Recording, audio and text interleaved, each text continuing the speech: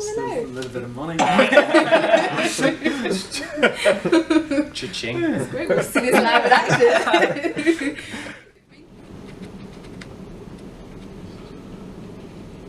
Weird to think that. Well, that's a good shot. That's cool. Yeah. I hope it's working spot. Cool. So here's a brief.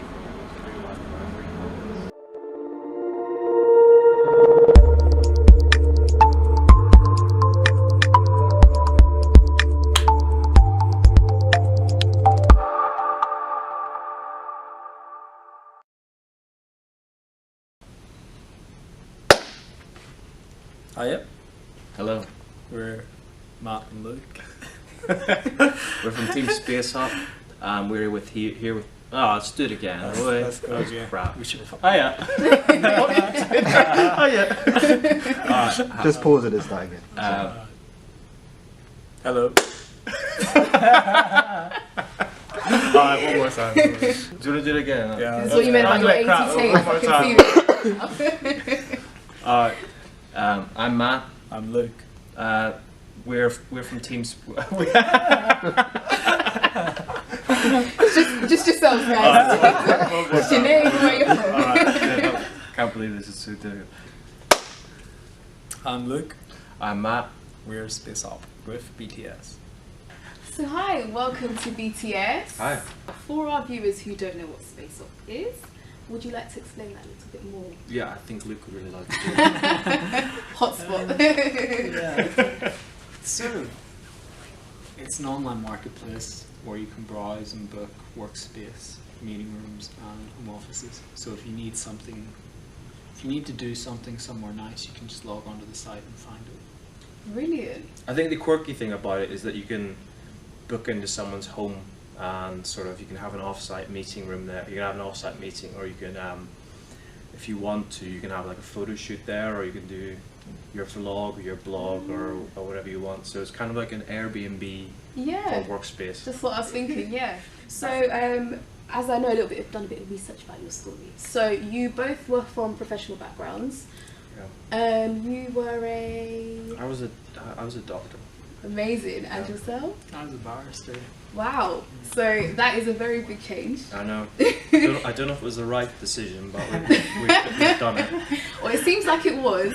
So I mean, coming from such professional backgrounds, was it such an easy decision for you to make to become entrepreneurs? So how did you go about making this decision? It definitely wasn't easy. It still isn't easy. It is tough. It is a hard graft. It's very different in the sense that you're doing a lot more work for a lot less money, but it is much more crack. It's much more enjoyable. So I think we're both glad we did it, but totally different. Yeah. I think there's probably personal reasons for both of us to kind of maybe weren't quite satisfied with our day-to-day job prior to Spacehop. It's really tough running a startup, and it's been really tough. Loads of ups and downs, but I think it's quite a rewarding thing to do. Yeah. So the highs definitely make up for the lows, I think. Yeah. In most part. Like it sounds like a cliche. People always say startup life is like a roller coaster, and it really is a cliche, but it's so true. Yeah, and I think that's great to know, because I think there's a lot of people who are in professional, workplaces and stuff like that, and it's inspiring to see that you've been in such an in-depth career and started up. So what is it that inspired you to create Spacehop?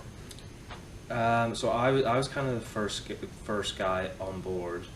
I'd moved to London from Newcastle, so up north, and I was on a decent enough salary, I was doing the doctoring, but even the house prices in London were crazy.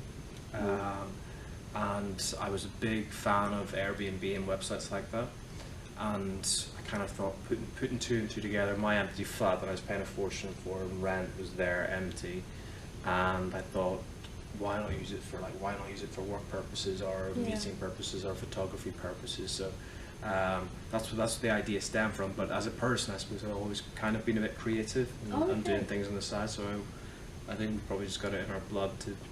And you come from a business background, an entrepreneurial background as well. Well, I think it was something I always knew that I'd like to get into, do something a little bit more entrepreneurial, a little bit more fun. So whenever Matt told me about the idea, I was very keen to get on board.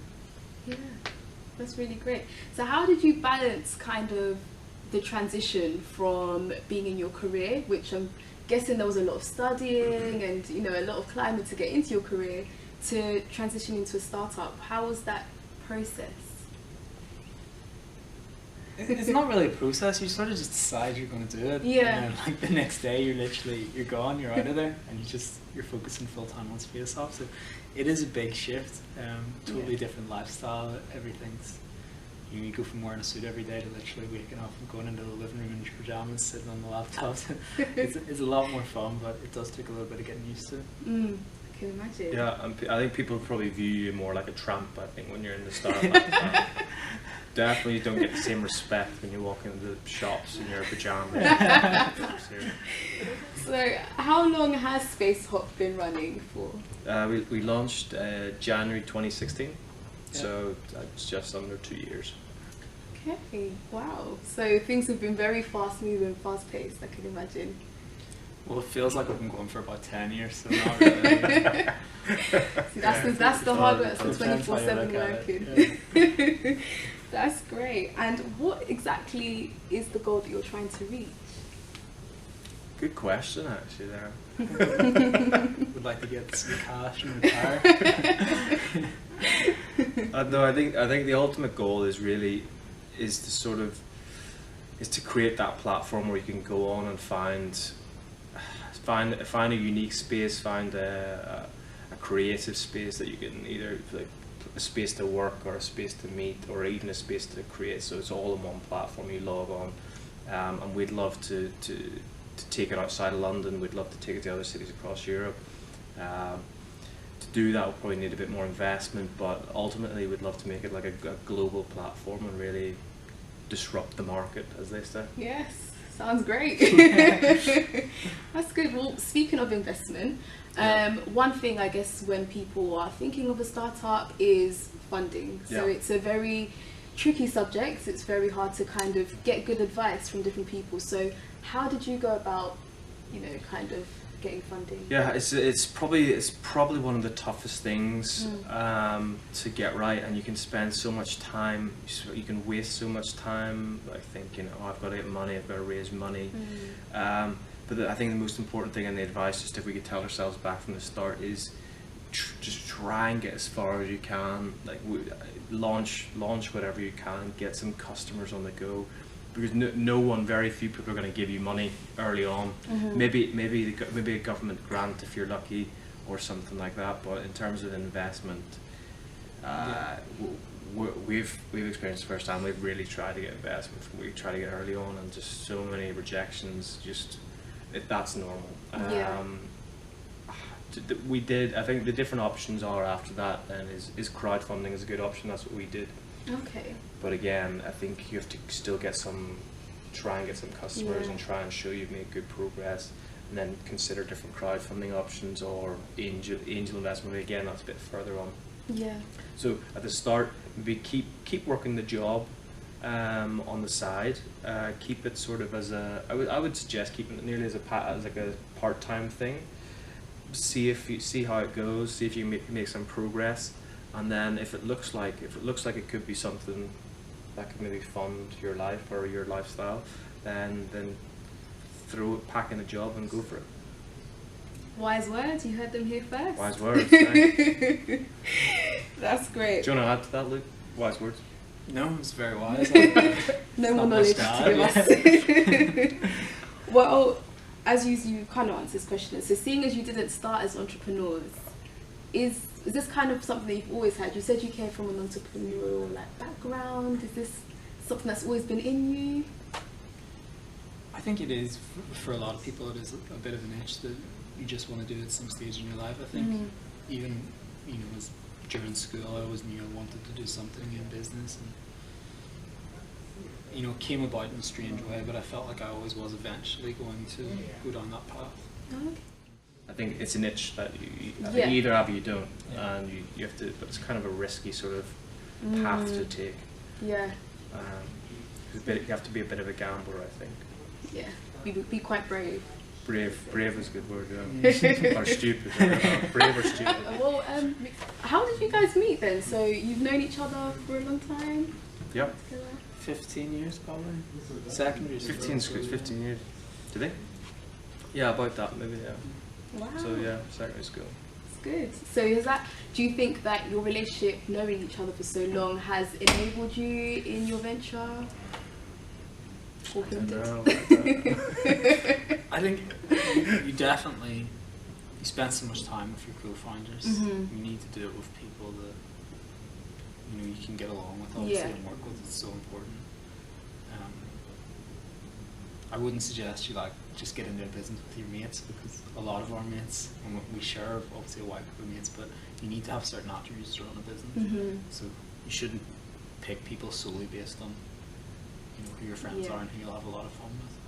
I think there are certain qualities that you need to look for when you're finding a co-founder. Yeah. Obviously Matt and Joe are both great, so That's really we're very lucky. Yeah, that's some good advice, because I think sometimes you get caught up, you want to have your friends in, you want to bring everybody into your business idea, and it's true. I think it is very important to be focused on your goal and know who would bring the best attributes to the team. So that's really good. I see that Channel 4 and BBC have been working with you guys. So how did that partnership come along? I think we were very, very lucky actually. So it was a friend of mine had just by chance seen another sharing economy company do an article with BBC, and I think my friend just sent, his name is Mark Dolan, he'd love this shout out. He sent the BBC guy who recorded it a tweet or something like that. I think it was a tweet, and then he came back and said, yeah, I'd love to meet the guys, I'd love to try it out, I'd love to try Spacehop out. So he booked into one of our home offices, so our home spaces, and kind of from there the rest of the media followed. It was actually brilliant. So everyone kind of saw the BBC thing and then got on board and got in touch. We were quite lucky. That's really good. Did that have a really big effect on kind of just growing your company? Huge. Well, I think we definitely weren't ready for it. So we were pre-launch of the website, so we were still building the website. And yeah, I think the reason that we launched the website was way earlier than we wanted to was because BBC were going to do a piece on us, so the website was I don't even think it worked. So we just launched the website, and the BBC card came out, and there's thousands of people visiting our site. Wow. And it was kind of they don't really know what to do. They can't really do anything yet. They just but it was great to get our name out there at the start. Really it was good. So mobile working is something that's becoming a very big kind of craze, and a lot of organizations are changing the way working is. So no one's really stuck in the office anymore. You can work from your car, you can work from wherever. So I think for you to fill in that gap was kind of perfect timing. In the sense of mobile working, do you feel that has an effect on productivity? What are your kind of experiences with it?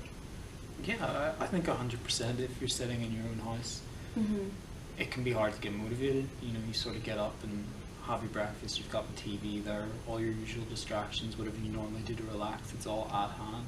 Whereas if you just get out the door and create some sort of divide between your work and your home life, you generally are a lot more effective. Yeah, I think we've got lots of options on our site now, so you can, whether you need sort of that quirky home environment to do your vlog, or whether you need the meeting room to meet the rest of your team, or if you need a co-working space for the day, just for a hot desk for the day, and then you can just work on your own. Everyone is quite. I think the workforce of now is quite mobile in that they don't just work from one space. They go to the coffee shop one day, they go to a co-working space, and I suppose the home office thing is a new thing. It's a new environment. It's the types of spaces you get are quite. They're quite cool and quirky. You wouldn't get them elsewhere. So. We've kind of got all options on our site, so that was something we changed over the summer. We thought people wanted different options, because we were very niche in just offering that one environment. But now you've got meeting rooms, you've got, as I say, the co-working spaces and the rest. Yeah, so there's a great variety of people to kind of just decide, I want to be here, I want to be there, and I think that's really good, because for me, I find working in different environments does help so much, and it kind of, you think differently in each space you are. So it's a really good idea. What's the kind of sector that you appeal to, if that makes sense? Yeah, so target market. Yeah, your target I market. think definitely the people who enjoy the site most are creatives. Because they like to get into a cool, quirky sort of environment. There's spaces you can book via Spacehop that you just otherwise would never have the opportunity to work in, and they love that. So I guess some creative freelancers, small teams, even team away days for meetings. And we are trying to get into, you know, the bigger private offices now as well, and really help bigger companies find an office that's perfect for their team. So yeah, I guess our core market was freelancers, but now we're trying to move up a little bit and target bigger people as well. Okay. Yeah, I think that's right. Yeah, creative freelancers. Yeah. Startups. We should have that more refined as a startup business. You should have it on point. But Yes. we're kind of a bit like, yeah, although We're kind of people, yeah. It's good we got through here. don't tell our mentors. Because that is a crap. No problem. Well, so do you guys look to other entrepreneurs as inspiration? Is there anybody that inspires you in your day-to-day life? So we're actually in we're in a hub called eSpark. So this is eSpark, and there's over 50 companies here, isn't it? We're eSpark London. So it's all startups, different level startups. Some are just idea stage, some are further on, some are growing, some are scaling up. So yeah, we find it very useful to be around these guys. Like they have lots of knowledge. They sometimes have the answer that you need. So you post in the group and they get back to you with help, and they'll meet you for a coffee and sit with you. Even just this morning, they were speaking to a guy, and we were mulling over a decision, and he gave his insight and his thoughts, and that was the decision made. It's quite good. You have a network of help, and you've got these enablers as well that can help you move things forward as well, challenge you in your decisions, and help you set targets. Great. So I guess being in an environment like this, it really does, it's like fuel constantly during the day. Yeah. Yeah, so does that differ from, you explained before you were in a different office space to this space? How has that kind of helped you in terms of creating new ideas? I know you haven't been here for long, but has that made a difference to your day-to-day working life? I think it's always good to switch it up. You know, sometimes if you're going through a bit of a creative block, it's nice to actually sort of isolate yourself and go to just a really nice space and do some quiet thinking. Other times it is good to be in a big community and just throw ideas around. I think there is a perfect space for every day and what you want to achieve from that day. At the minute we are really enjoying this space, but we still try and get out and about and go to home offices and go to different spaces throughout the day. Promoting your own brand. Yeah. That's great. So, what's a normal day in the life of Spacehop for you guys? We kind of have. I suppose you have get a to-do list.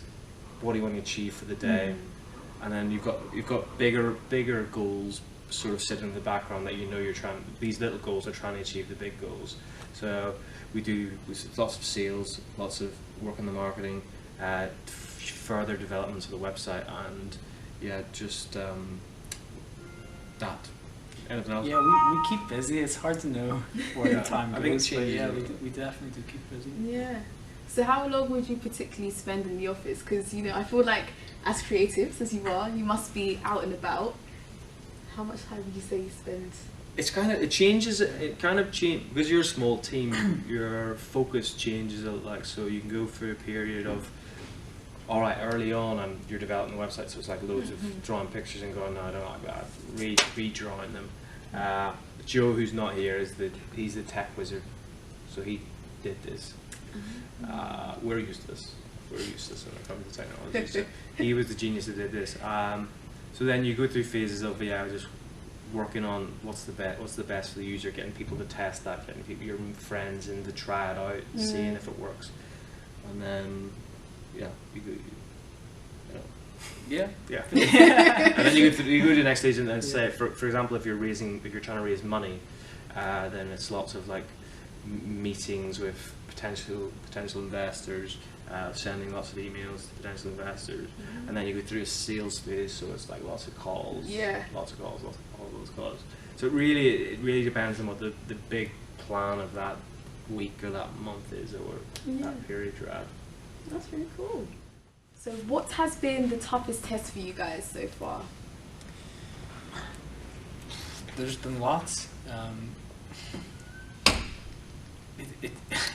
It's hard to actually nail down one. It's just the life of a co-founder in a startup. It's just very tough.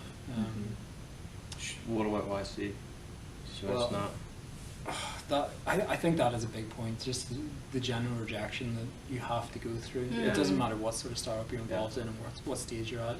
You will go through times when things just don't work. Yeah. And you get rejected from lots of different things, whether it's funding or potential partners or certain deals, and you just have to pick yourself up and go again. You do get better at that as time goes along, but occasionally you get something that just absolutely knocks you for six. Yeah. So dealing with the rejection and trying to keep yourself motivated, it's tough. Obviously, you know, if you're financial trouble, financially it can be difficult, especially if if you are in a real job and you go into a startup and you're suddenly very strapped. Yeah. Lots of it's tough. We're lucky in that, we do have a good team, and there's a lot of people who have had it a lot rougher than us, but yeah, I think definitely not glamorous. It's not the glamorous thing you think it is, being a run the startup. There are a lot of, I guess, trials that you'll come across, but I think that's good to let people know. It's encouraging to know that, because I think we look at a startup, we're like, oh my gosh, like they just came up from nowhere, and it's not true. There's so much background work behind. In terms of kind of finding that motivation when you're getting your rejections, what did you do to keep yourself motivated and to carry on going? Just had a few beers and cracked on. You just have to pick yourself up the next day and go again. I think we're quite lucky as well, because there's three co-founders, so when someone's kind of like hitting a low point, I suppose they can bounce off someone else's kind of pick up the pieces a wee bit, and you will come around maybe after those couple of beers and feel a bit better. A beer always sorts things out. I don't know if we should be advocating that. Yeah, just drink a couple of beers. We've got through a lot of beers in the past 2 years. Oh gosh. So, what is it that you guys do for fun or to unwind? I think we just answered that. so yeah, if we're down, we drink beer, and if we're to unwind, we have more beers. I think. I don't know, what do we do? We watch a lot of football. See your friends at the weekend. We're trying to get to London's great, isn't it? There's lots of events you can go to. We definitely don't party as much as we used to. We maybe used to go out quite a fair bit. We've got our bikes now. I try to get to the gym now and again. But actually, that's something you really do have to do as a startup and as an entrepreneur. I think you can maybe spend too much time working on your business that you just lose your social life, just goes to. But it's really important. That is one thing we have learned over time. It is important just to say, right, today's done. And because otherwise you'll go insane. You'll lose your mind. I think we might have. Well, Matt was notorious for getting up at 4 a.m. I think I kind of lost my mind. Doing weird stuff on Twitter and just following people on Twitter just at 1 o'clock in the morning. Follow, unfollow.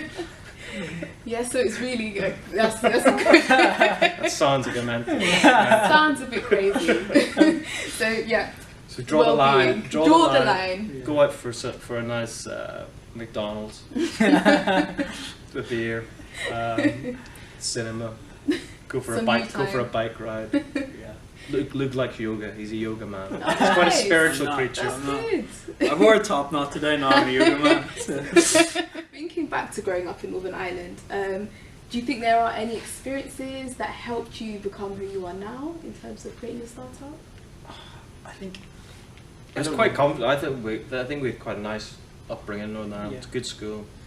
It's maybe a bit of a generalisation, a stereotype, but I think a lot of Northern Irish guys, you do just learn to blag it, you know. I think Londoners maybe don't chance their arm as much as we do. We've definitely... Kind of like the Dell boys of Belfast. Is that your nickname? we always try and push things as far as we can. I don't think it's a bad thing. I actually think you really need that kind of attitude. Yeah, just go in definitely. And see what you can make happen. We're not calm men. This is a real website. You do get what you push. not gonna go there. Just find it's just shut down. That's good. Well, I think having that persevering spirit probably has got you where you are, and that's something that young entrepreneurs should take on. It's just be persevering. That's I think that's a big attribute, isn't it? Just keep persisting, persevering. Having faith that something's going to happen and just persisting is maybe the most important thing. I think without that you really are in trouble. Great. So when you decided to pack your jobs in, start this up, what was how did you tell your families, or what do they think? Oh, my mother was devastated. Really? Yeah, she was like, what the hell are you doing? Don't do it. I think my dad was more chilled, actually. He was more accepting of it, but my mum was devastated. My dad still doesn't understand it. Yeah, he doesn't have a mobile phone. He doesn't get like what we do. But I think they've always been pretty supportive anyway. That's thankfully.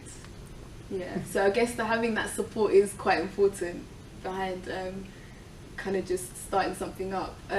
Well, when they see where you are now, have their views changed from before? I don't know. You have to ask them. I'm not entirely sure. So, none of you are particularly active on social media as individuals. Is there any reason for that?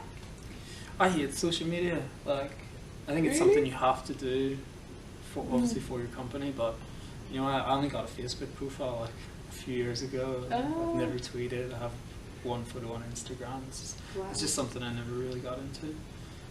I think we're a wee bit we are quite conservative. Maybe we're quite conservative. I don't know. Are we? Keep our private life private. I think because of that. It's good. Can't argue with that. But I think you're right though, because it's kind of the balance of you need to be doing the interviews and the TV things, and you need to kind of you do need to do that thing for that side of things for your business, I suppose. I don't know. Yeah, I think you have to force yourself to do it. We're not naturally that way inclined, but self-promotion, you just have to do it. So 5 top tips for future entrepreneurs. Each or what? No, you can. I won't be that mean. You can combine. You go first. 5 top tips. Number one, I suppose when you're at the idea stage, what would be the most important thing? Just identify. I suppose that kind of what we're taught here by the guys is identify the problem you're trying to solve, and then research around to see if there's anyone else doing that. So then just be clear about what the solution is that you're doing after that. So that's number one. Sort of identify the problem and what your solution is. Yeah. One. I think once you've done that, just move quickly. Don't worry about funding and having everything in the perfect time. Just as soon as you can, just go, and you'll find answers along the way. It's better to just make a start and see what happens than wait for everything to pan out the way you want it to. Yeah. Number three,